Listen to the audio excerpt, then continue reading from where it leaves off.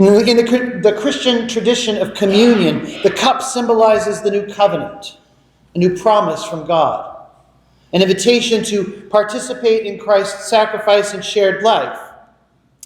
In many traditions, its hollow shape signifies the womb, the feminine symbol of receptivity, creation, and nurturing the origin of life.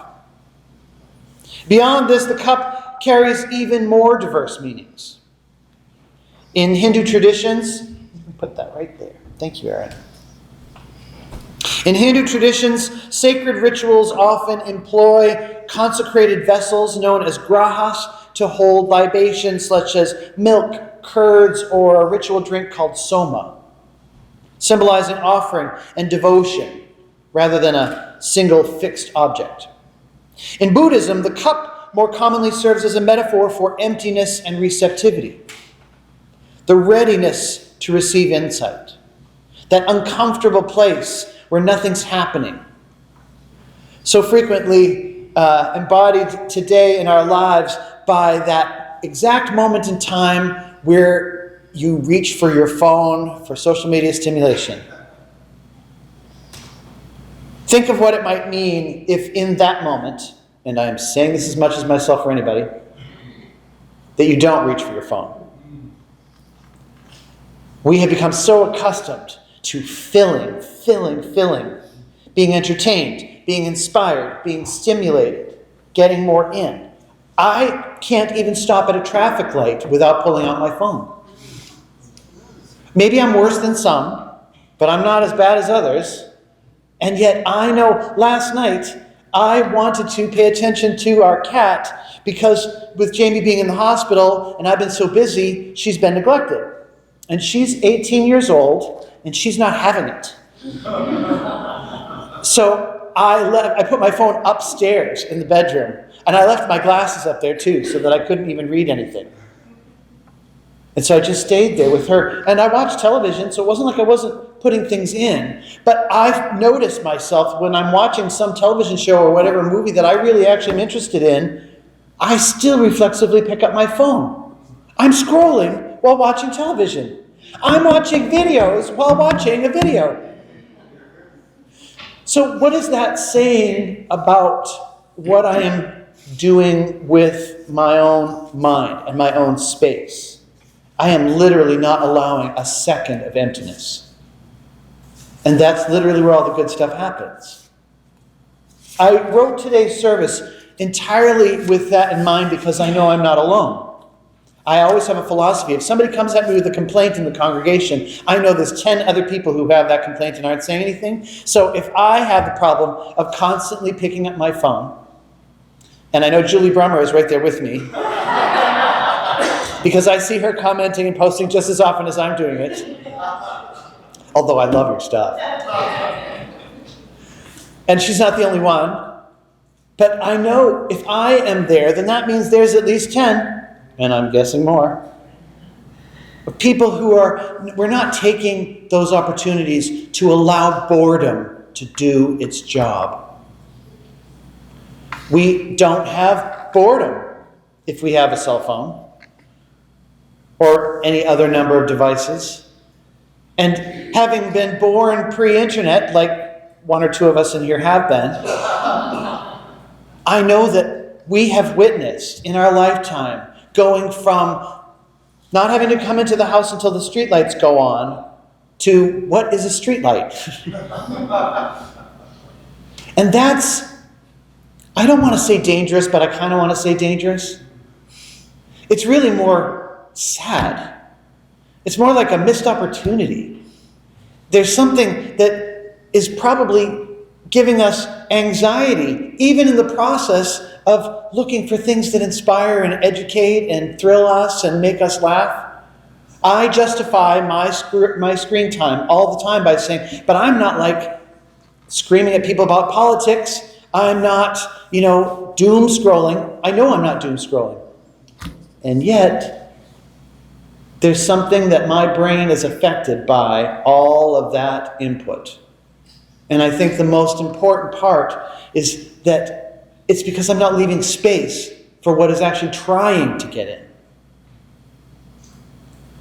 I mean, most of us here come to a place like this because we believe there's something bigger than us out there. Well, it's trying to get in. If there's a connection between us and the whateverness, that connection is a form of communication, which I feel certain is pinched off by our constant distraction. And so today, we're talking about the fertile ground because of Imbolc and the blessing of this open space. Because if this isn't a cup, I don't know what is. And these seedling cups that we're going to do a very special little seedling planting ceremony of, I forgot the plant, but I picked it very carefully. It is a pollinator butterfly milkweed. Flowering butterfly milkweed. These beautiful little orange and yellow flowers. And so we're going to actually be planting those seeds ceremonially in our service on March 15th. And so today when I was putting together the service about the empty cup, I went, I got a whole bunch of empty cups.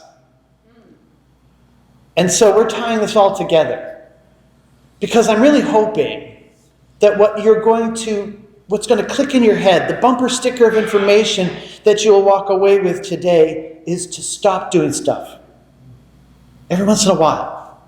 And remember these cups that you're holding, that we're going to bless today. And for our benediction today, we're doing a meditation where we bless these cups. And then you'll put them back up on the altar when you leave. So you're blessing those cups right now for whoever holds them next. And when we do that blessing, I want you to think about that person.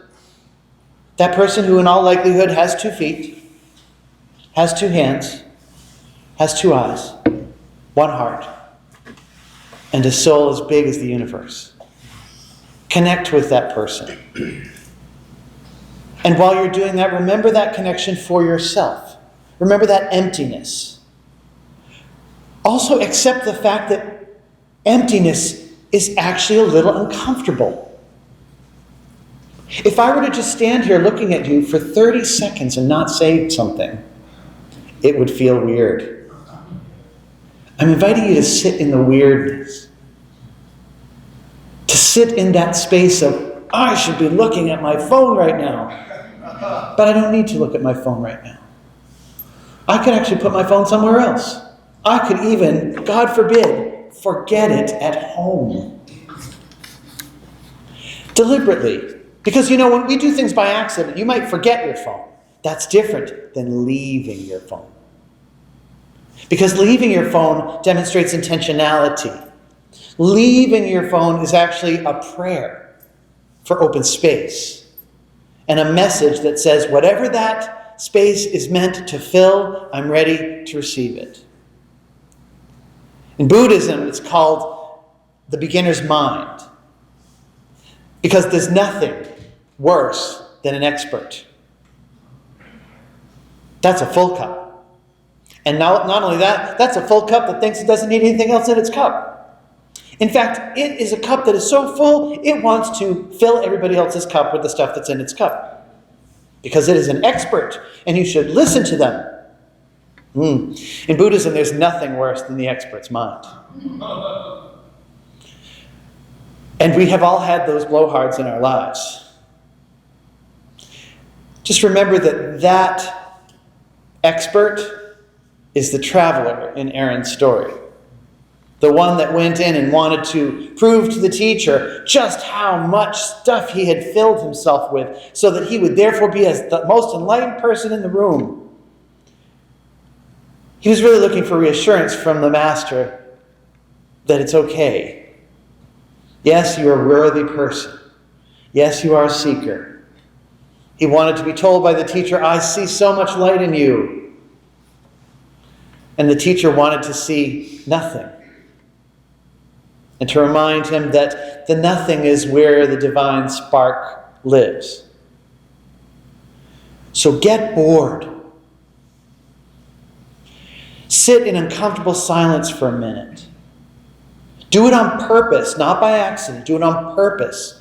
Because that's the final little ingredient, that's the mayonnaise in the tuna sandwich that tells you this is something I'm communicating to the universe that is my intention to be empty for a minute. In Christianity, it's called kenosis. It's a Greek word that means emptying. And that is what was said that happened to Jesus when he was up on the cross, is that his humanity emptied from him. And the reason that it emptied, according to the story, is so it could be filled with everything. So all of these traditions have Hinduism, Buddhism, Christianity, and paganism, all of it. They all have that space of chosen emptiness. Because you don't know what's to come. You don't know what you need to be filled with. But if you say, I am ready, and just leave it, just allow yourself to move past the space of uncomfortable, past the space of boredom, past the space of wondering what someone is saying online, and just say to yourself, I am now going to just be in receptive mode. And I allow whatever comes. Because whatever comes is truly meant for me. That I am a lock ready for the key. I am the fertile earth ready for the seed. I am the lonely ready to be loved. None of that was anything that I had on paper today. So, if you want to read what today's sermon was actually going to be, which is roughly this, but way more specific, lots of good research, really should think about it. You can go on the church's website this week and read the actual text. I just felt more moved to just chat. And so, I invite you to rise for our closing hymn, number 20.